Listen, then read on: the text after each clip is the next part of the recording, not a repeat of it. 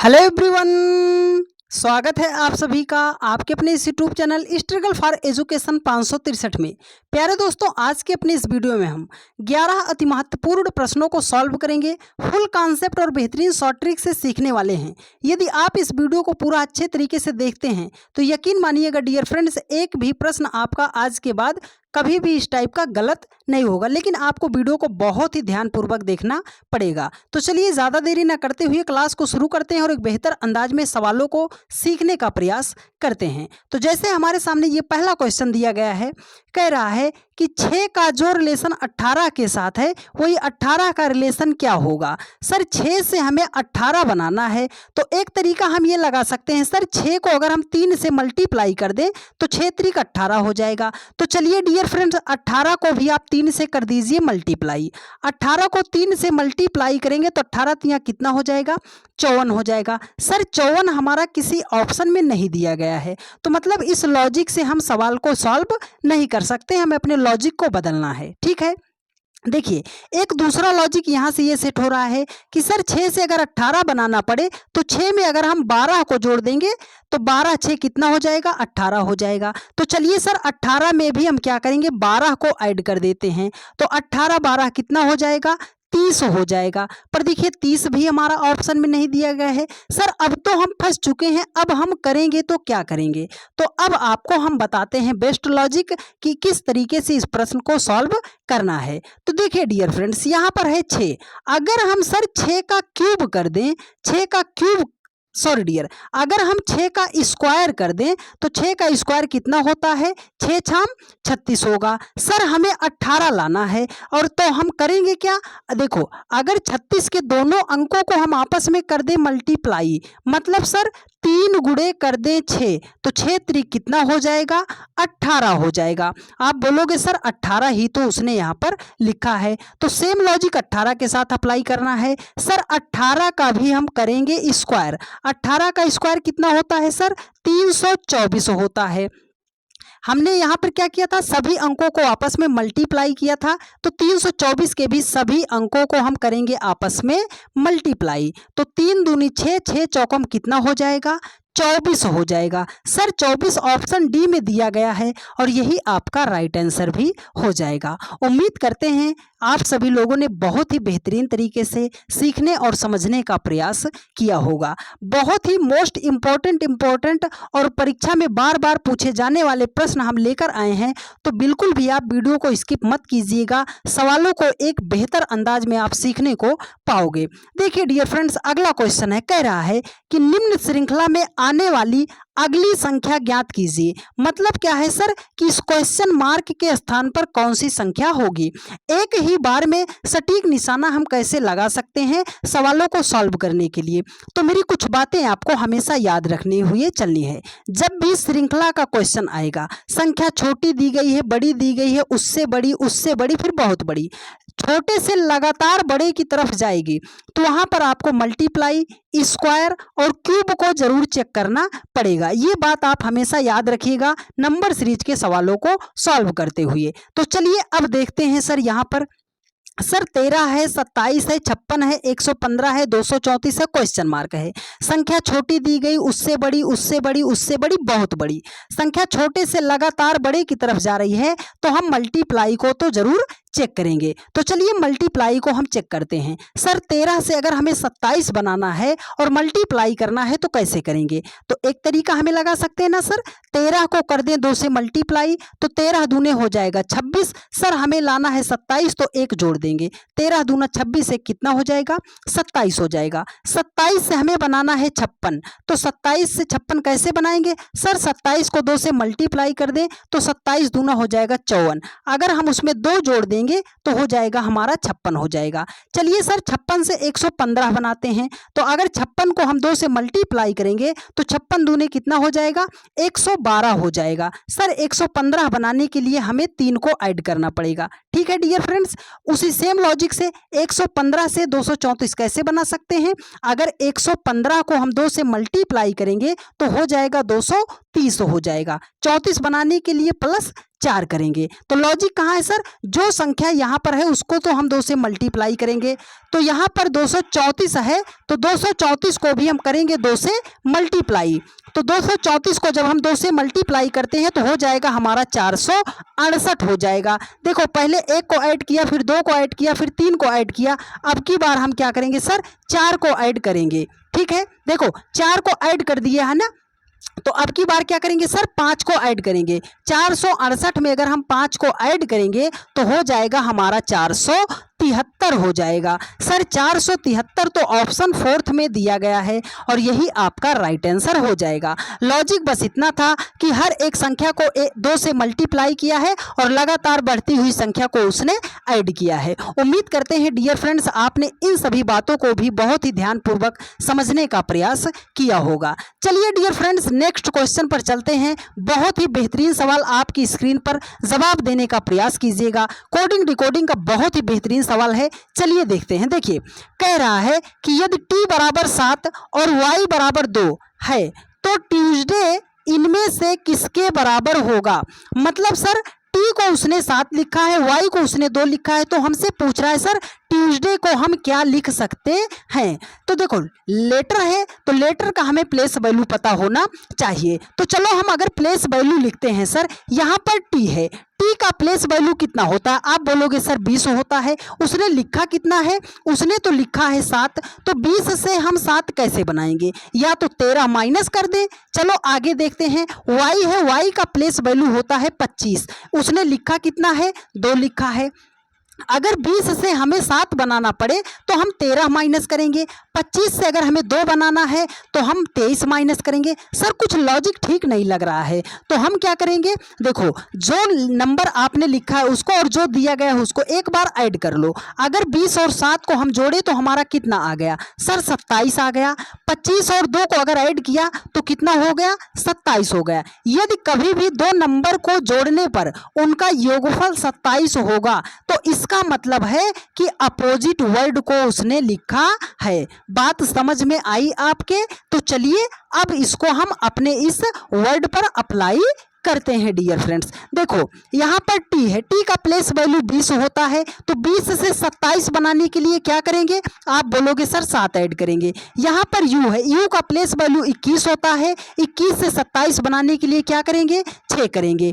यहाँ पर ई है, ई का प्लेस वैल्यू 5 होता है, 5 में हम कितना जोड़े कि 27 हो जाए, आप बोलोगे सर 22 को जोड़ दो। यस है, यस का प्लेस वैल्यू 19 होता है, 19 में कितना जोड़े कि 27 हो जाए, आप बोलोगे सर 8 ऐड कर दो। यहाँ पर डी है, डी का प्लेस वैल्यू 4 होता है, 4 में कितना जोड़ेंगे, आप बोलोगे सर 23 को जोड़ेंगे।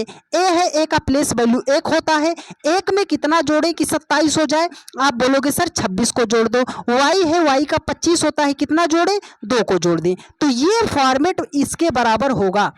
तो ऐसा ऑप्शन आपको कहाँ पे दिखाई दे रहा है, 7622, 7622 यहाँ पर भी है।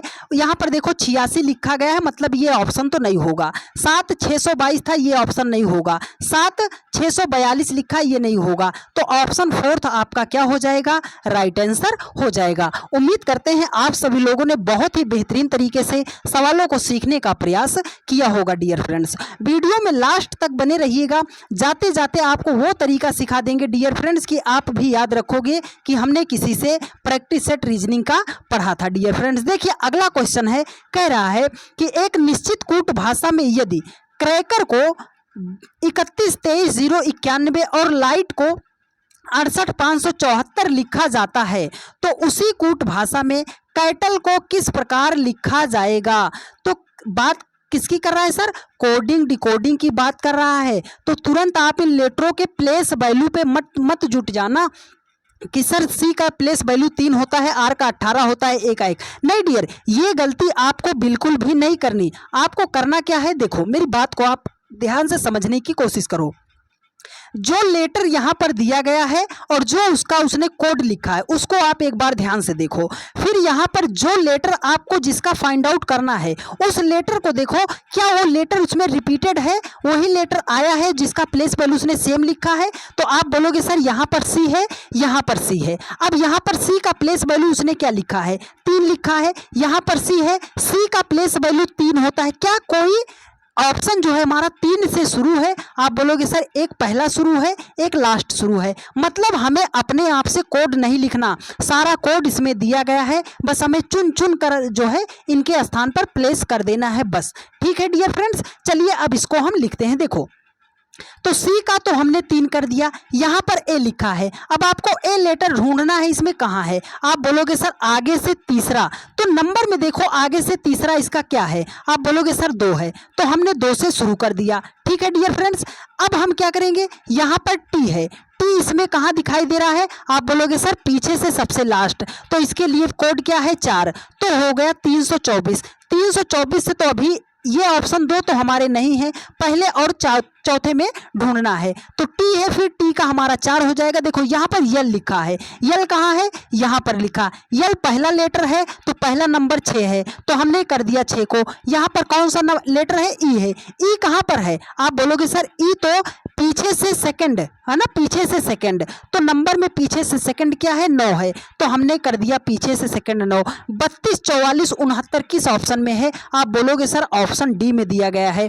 32 44 69, और यही आपका राइट आंसर भी हो जाएगा। उम्मीद करते हैं आप सभी लोगों ने बहुत ही बेहतरीन तरीके से सीखने और समझने का प्रयास किया होगा डियर फ्रेंड्स। चलिए नेक्स्ट क्वेश्चन पर चलते हैं, आज का सबसे बढ़िया सवाल। और जैसे जैसे हम आगे बढ़ेंगे हमारी क्लास का लेवल अब आगे बढ़ता जाएगा, तो वीडियो को आप जरा सा भी स्किप मत कीजिएगा, सब कुछ आपको बहुत ही बेहतरीन तरीके से हम समझाने का प्रयास करेंगे डियर फ्रेंड्स। देखिए अगला क्वेश्चन है, कह रहा है कि 4 टीमें ए बी सी और डी एक प्रतियोगिता में भाग लेते हैं।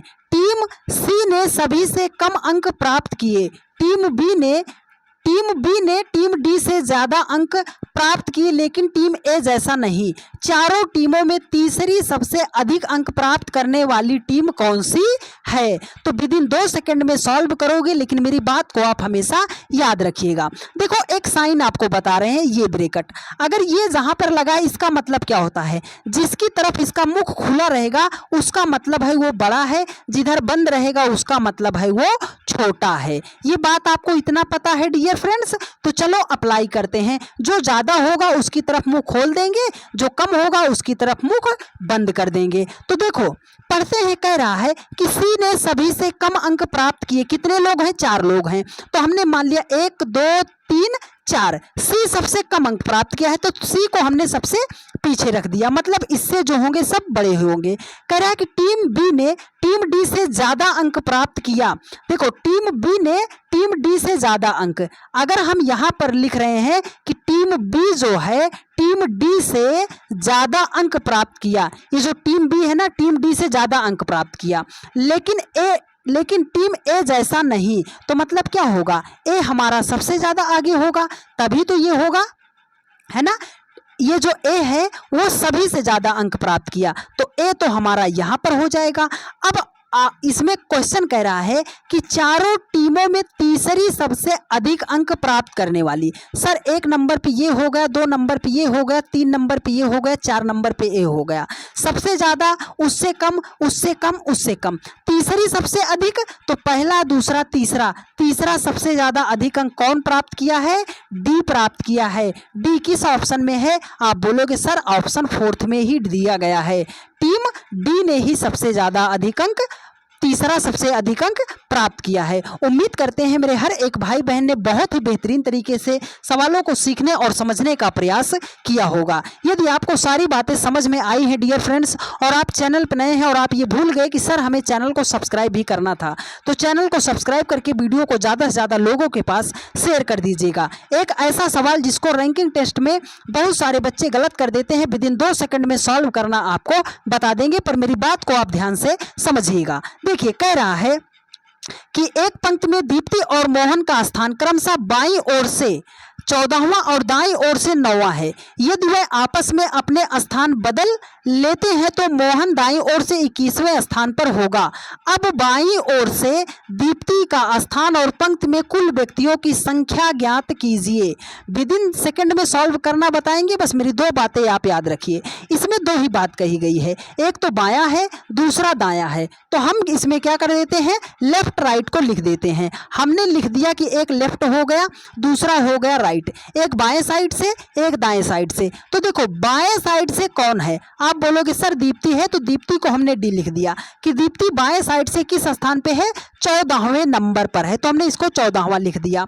देखो मोहन, ये मोहन दाहिने साइड से है, तो हमने मोहन को लिख दिया, उसका स्थान कौन सा है, आप बोलोगे सर 9वां स्थान है। कह रहा है यदि वे आपस में अपने स्थान बदल लेते हैं तो मोहन दाईं ओर से, दाया यही है ना, दाईं ओर से 21वां हो जाता है, तो हमने इसको कर दिया 21वां स्थान पर हो जाता है। अब बाईं ओर से दीप्ति का स्थान, बाईं ओर से दीप्ति का स्थान ज्ञात करना है। देखो हमें ये ज्ञात करना है कि दीप्ति बाईं ओर से किस स्थान पर होगी, तो आपको सिर्फ इसी फॉर्मेट में क्वेश्चन को लाना है। अब करना क्या है, देखो आपको इनका डिफरेंस लेना है, तो 9 में कितना जोड़े कि 21 हो जाए। आप बोलोगे सर अगर हम 9 में 12 जोड़ देते हैं तो 12 9 कितना हो जाएगा, 21 हो जाएगा। तो इधर भी डिफरेंस हमारा 12 का आना चाहिए, तो इधर कौन सी संख्या होनी चाहिए, इस 14 में इस आप 12 को जोड़ दो, तो हमारा 14 12 कितना हो जाएगा, 26 हो जाएगा। ठीक है, तो अब ये हो गया हमारा बाएं साइड से दीप्ति का स्थान। तो पहले वो पूछ रहा था बाएं साइड से दीप्ति का स्थान, तो 26वें नंबर पर बाएं साइड से दीप्ति है। वो पूछ रहा है पंक्ति में कुल व्यक्तियों की संख्या, तो कुल व्यक्तियों की संख्या कैसे निकालेंगे, आप जो है क्रॉस में ऐड कर लो, किसी दो संख्या को क्रॉस में ऐड कर लो, एक लेफ्ट को एक राइट को। तो अगर हम इसको ऐड करते हैं तो 14 में 21 को ऐड करेंगे तो 21 4 25 10 हमारा कितना हो जाएगा, 35 हो जाएगा। उसमें से आप -1 कर देना, तो हमारा कितना हो जाएगा, 34 हो जाएगा। मतलब दीप्ति का स्थान बाईं ओर से 26वां है और पंक्ति में कुल कितने व्यक्ति हैं, 34 व्यक्ति हैं। तो 26 और 34 किस ऑप्शन में है, ऑप्शन फर्स्ट में दिया गया है, और यही आपका राइट आंसर हो जाएगा। इससे एक टाइप का और क्वेश्चन बनता है, वो भी आप यहीं पर समझ लो।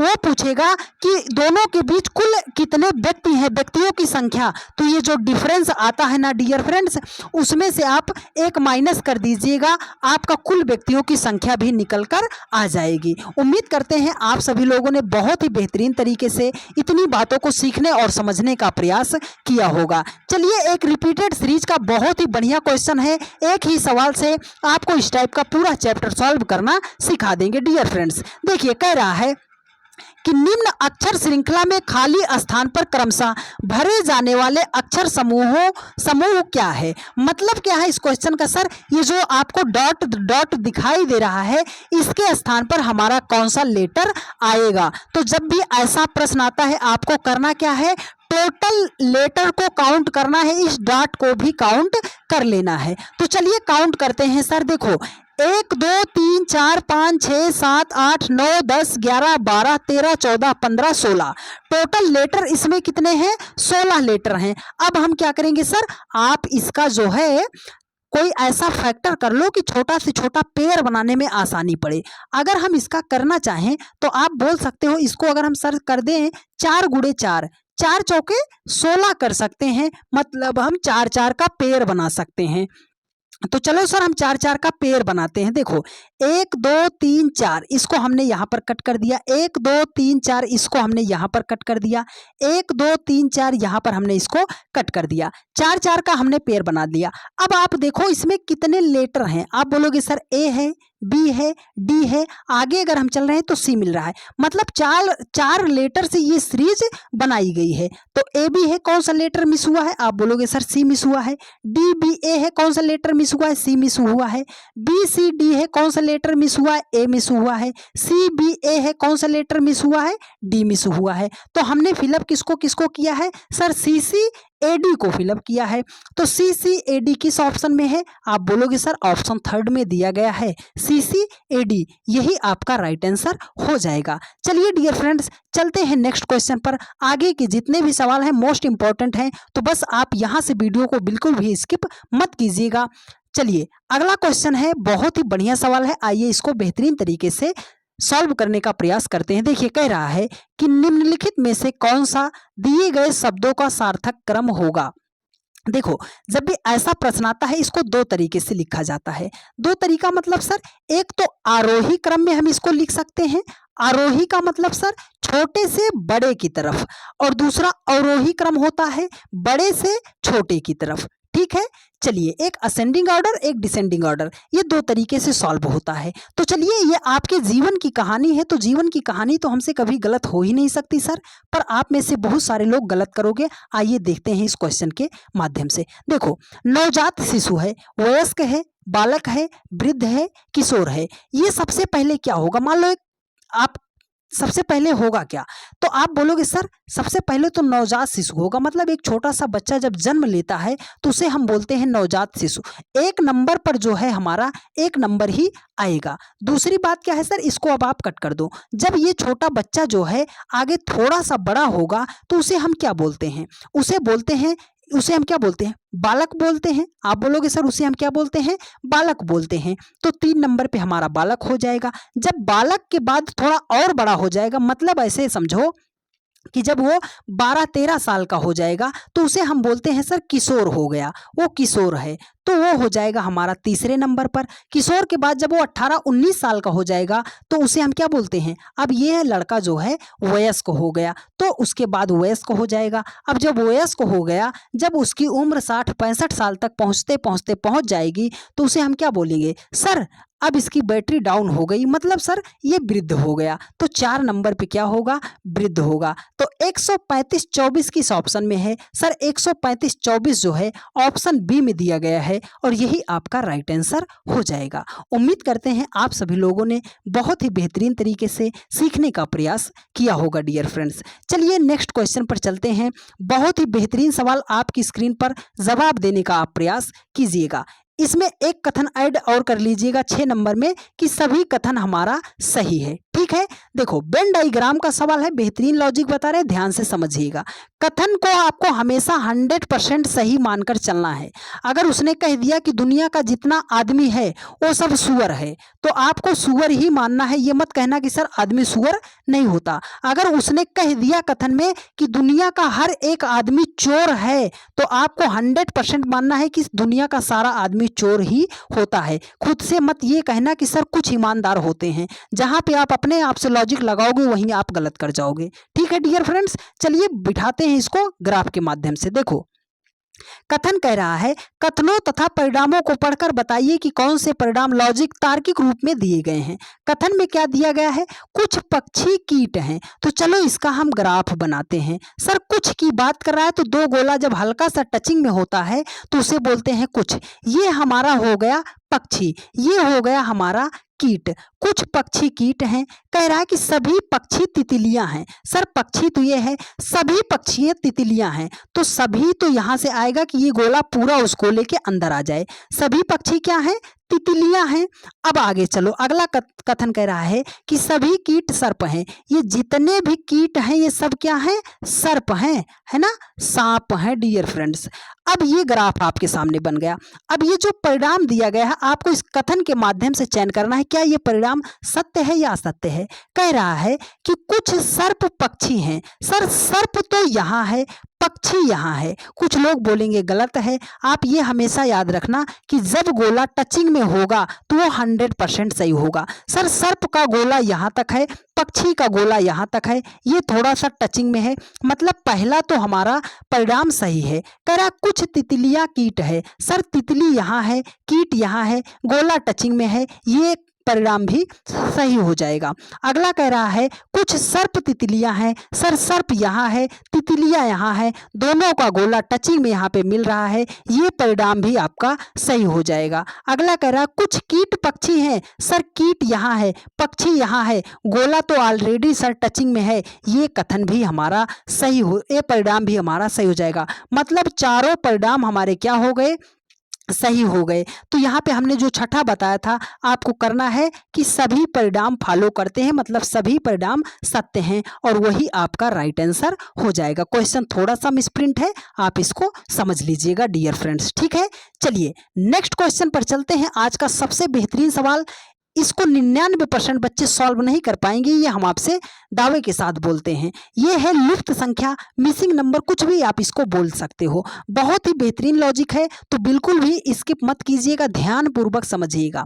देखो सर, यहाँ पर लुप्त संख्या ज्ञात करना है, क्वेश्चन मार्क के स्थान पर संख्या फाइंड आउट करनी है। संख्या दी गई है 1, 5, 29 क्वेश्चन मार्क। संख्या छोटी है, बड़ी है, बहुत बड़ी है। आगे ऑप्शन में अगर जाएंगे तो हमारा बहुत ज्यादा बड़ा ऑप्शन दिखाई देगा। तो हम क्या करेंगे, हमने आपको लॉजिक अभी आपको बताया डियर फ्रेंड्स कि हम करेंगे क्या, या तो मल्टीप्लाई करेंगे, या तो स्क्वायर करेंगे, या तो क्यूब करेंगे। यही तीन ही बातें तो हम करते हैं। अगर हम मल्टीप्लाई करते हैं तो 1 से 5 बनाने के लिए सर 1 को 4 से मल्टीप्लाई कर देंगे, 1 चौकम 4 हो जाएगा, उसमें 1 जोड़ देंगे तो 5 हो जाएगा। 5 को 5 से मल्टीप्लाई कर देंगे तो 25 हो जाएगा, उसमें 4 जोड़ देंगे। ये कुछ लॉजिक आपको सेट सही दिखाई दे रहा है। आप बोलोगे सर 4 से मल्टीप्लाई किया ये तो सही है, 5 से मल्टीप्लाई किया ये तो सही है, लेकिन 1 को जोड़ा फिर 4 को ऐड कर दिया। अब आगे किससे मल्टीप्लाई करें, अगर हम 6 से भी मल्टीप्लाई कर रहे हैं, है ना, तो उसमें जोड़ेंगे कितना, तब आपको दिक्कत होगी। तो हमें करना क्या है, स्क्वायर और क्यूब पे चलना है। आप ये बताओ, अगर इस 5 को हम लिखना चाहें तो क्या लिख सकते हैं। आप बोलोगे अगर सर 2 का स्क्वायर कर देते हैं तो 2 दूना हो जाएगा 4, हमें बनाना है 5, तो उसमें 1 जोड़ देंगे तो हो जाएगा 5। अगर हम इस 29 को लिखना चाहें तो क्या लिख सकते हैं। आप बोलोगे सर कर दो 3 का क्यूब, 3 त्रिक 9 त्रिक 27, उसमें अगर हमें 29 बनाना है तो हम करेंगे 2। अगर इस 1 को अब लिखना चाहें इसी लॉजिक पे तो हम क्या करेंगे सर, 1 की पावर करेंगे 0, उसमें करेंगे 1, है ना, तो ये हमारा हो जाएगा 1 हो जाएगा। तो अब क्या करेंगे, देखो अब सॉरी डियर, यहाँ पे हमें क्या करना है, यहाँ पे ये करना था। देखो 1 की पावर करेंगे 1, उसमें ऐड करेंगे 0, 1 की पावर 1 किया 0 ऐड कर दिया, 2 की पावर 2 ऐड किया 1 ऐड कर दिया, 3 की पावर 3 किया 2 ऐड कर दिया। तो 1 2 3 आगे कौन सी गिनती, आप बोलोगे सर 4, 4 की पावर कितना, जो गिनती थी उतनी पावर, तो 4 की पावर करेंगे 4, ऐड कितना करेंगे सर, देखो जो यहाँ पे गिनती थी उससे एक गिनती कम ऐड किए हैं, तो इसमें ऐड करेंगे 4 है तो ऐड कितना करेंगे 3, 4 की पावर 4 का मतलब कितना होता है 256 होता है, उसमें हमें ऐड करना है 3, तो 256 में जब हम 3 ऐड करेंगे तो हो जाएगा हमारा 259 हो जाएगा। सर 259 ऑप्शन बी में दिया गया है और यही आपका राइट आंसर हो जाएगा। इस क्वेश्चन का आप स्क्रीनशॉट लेकर 2-3 बार अभ्यास जरूर कर लीजिएगा कि इस लॉजिक से भी सवाल को सॉल्व किया जाता है, क्योंकि यह एक बेहतरीन सवाल है डियर फ्रेंड्स। चलिए नेक्स्ट क्वेश्चन पर चलते हैं। अगला क्वेश्चन, क्वेश्चन नंबर 11, ये देखिए 11 नंबर क्वेश्चन है। क्वेश्चन में मिसप्रिंट है, यहाँ पे 11 हो जाएगा। इसमें भी हमें लुप्त संख्या ज्ञात करना है। स्क्वायर में जब भी लुप्त संख्या आएगा, मेरी सिर्फ 2 बातें याद रखिएगा, कोई सा भी सवाल 100% आप सॉल्व कर ले जाओगे। बात क्या है सर, सबसे पहली बात है कि जिधर को आपको बड़ी बड़ी संख्या दिखाई दे आप उसी दिशा में चल पड़ो कि सर सवाल को हमें उसी दिशा में सॉल्व करना है। दूसरी और ज़रूरी बात सर, अगर छोटी छोटी संख्या से आपको बड़ी संख्या बनाई जाए तो वहाँ पर मल्टीप्लाई, स्क्वायर या क्यूब जरूर चेक करते हैं। ये 2 बातें यदि आपको पता है तो आपका 100% सवाल जो है सॉल्व हो जाएगा। तो चलो इस क्वेश्चन में बड़ी संख्या ढूंढते हैं सर। अगर इस रो में गए तो सबसे बड़ी संख्या 141, इस रो में गए सबसे बड़ी संख्या 220। अगर इस रो में संख्या बड़ी दिखाई दे रही है मतलब सवाल को हमें इसी दिशा में सॉल्व करना पड़ेगा। सर 5 और 4 से 141 बनाना है। बात वही सर, छोटी छोटी संख्या से बड़ी संख्या बनाना है। तो अगर 5 और 4 को मल्टीप्लाई कर दें तो 20 हो जाएगा, 141 नहीं आएगा। तो स्क्वायर और क्यूब पे चलना है। तो बहुत बड़ी संख्या बनानी है 141, तो क्यूब करके चेक करते हैं। अगर इस 5 का हम क्यूब कर दें तो आप बोलोगे सर हो जाएगा 50 25 पंजे 125 हो जाएगा। अगर 141 लाना है तो 25 में हम क्या करेंगे सर, 16 को जोड़ेंगे तो हमारा 141 हो जाएगा। तो इस 4 का लॉजिक कहाँ पर है? अगर इस 16 को लिखना चाहे तो हम क्या लिख सकते हैं? अगर 4 का स्क्वायर कर दे तो ये हो जाएगा हमारा 16 हो जाएगा। लॉजिक मिल गया सर। मतलब पहली संख्या का क्यूब कर दो, दूसरी संख्या का स्क्वायर कर दो, दोनों को ऐड कर दो, ये संख्या आनी चाहिए। 6 का क्यूब करेंगे तो 6 छाम 36 छक्के 216 हो जाएगा। 2 का स्क्वायर करेंगे तो 2 दूनी 4 हो जाएगा। 216 में 4 को जोड़ेंगे तो हो जाएगा 220 हो जाएगा। लॉजिक मिल गया। तो चलो 7 का क्यूब करते हैं, 3 का स्क्वायर करते हैं। 7 का क्यूब करेंगे 7 सत्ता 49 सत्ते 343 हो जाएगा। और 3 का स्क्वायर करेंगे तो 3 त्रिकाम कितना हो जाएगा? 9 हो जाएगा। 343 में अगर हम 9 को ऐड करेंगे तो ये हो जाएगा हमारा 352 हो जाएगा। 352 ऑप्शन बी में दिया गया है और यही आपका राइट आंसर हो जाएगा। उम्मीद करते हैं मेरे हर एक भाई बहन ने बहुत ही बेहतरीन तरीके से सवालों को सीखने और समझने का प्रयास किया होगा। यदि आपने यहाँ तक वीडियो को देखा है तो आज का सबसे अंतिम सवाल और सबसे बेहतरीन सवाल को आप जरूर ध्यान से देखकर जाइएगा डियर फ्रेंड्स। देखिए अगला क्वेश्चन है, सही वेन आरेख का चयन करना है। आप में से मैक्सिमम लोगों ने इस क्वेश्चन को कभी ना कभी गलत किया होगा, लेकिन जो तरीका बताएंगे आप उसको फॉलो कीजिएगा, कभी भी आपका प्रश्न गलत नहीं होगा। सबसे पहली बात आप हमेशा याद रखिएगा कि जब भी वेन आरेख का सवाल आता है आपको ऑप्शन से तो बिल्कुल भी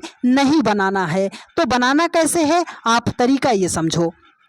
आप ये बताओ, क्या दुनिया, देखो सही वेन आरेख का चयन करना है, पिता है, बच्चे हैं, पुरुष हैं। आप ये बताओ, क्या दुनिया का जितना पिता होता है वो सब बच्चा होता है? आप बोलोगे सर दुनिया का जितना पिता है वो बच्चा होता है। अगर वो पिता होके बड़ा हो गया तब वो अब बच्चा नहीं रहा। अब ये बताइए, क्या दुनिया के जितने भी बच्चे होते हैं वो सब पुरुष होते हैं? आप बोलोगे सर बच्चे में तो लड़कियां भी आती हैं, तो लड़कियां तो पुरुष नहीं हो सकती। मतलब सर कि सारे बच्चे तो पुरुष नहीं हो सकते। आप ये बताओ, क्या दुनिया के जितने भी पुरुष हैं वो सब बच्चे होते हैं? आप बोलोगे सर दुनिया के जितने पुरुष हैं सब बच्चे हो, ये भी जरूरी नहीं होता, क्योंकि जब वो पुरुष होके बड़े हो जाएंगे तब तो वो बच्चे नहीं रह गए। आप ये बताओ, क्या दुनिया के जितने भी बच्चे हैं वो पिता हैं? अब भूल से भी ये मत कहना, यहीं पर आप गलती करते हो कि सर बच्चे भी बड़े होकर पापा बनेंगे, और यहीं पर आप